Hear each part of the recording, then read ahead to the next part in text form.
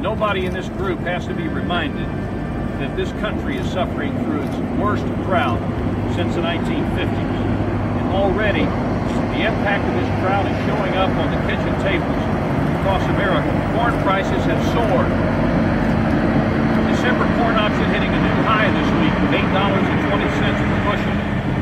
And you don't have to have a PhD in logic to draw the comparison between the higher food prices and the price of grain.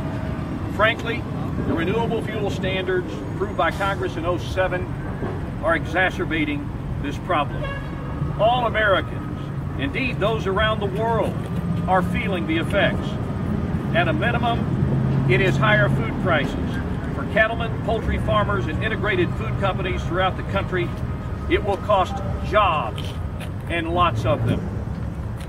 I hold in my hand a stack of letters from CEOs, CFOs, and other leaders from across the country outlining what they are experiencing. Ozark Mountain Poultry, a small poultry company in my district, employs about 500 people, expects to incur an additional $12 million in costs this year. George's Incorporated in Springdale expects to incur $42 million in additional cost, maybe more.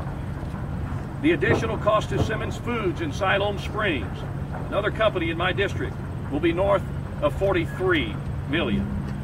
The price of corn is killing these companies, and if something isn't done and done fast, many of them will have to reduce production, which will lead to layoffs.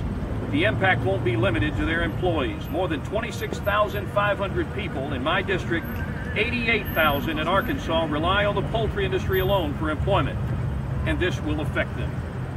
When Congress passed the Energy Independence Act in 2007, it retained and expanded the Clean Air Act Section 21107, which allows the administrator to reduce the required volume of production in any year based on severe harm to the economy or environment of a state, a region, or the country.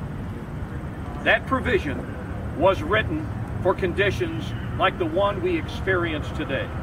The tool is in the toolbox, Mr. President, Ms. Administrator.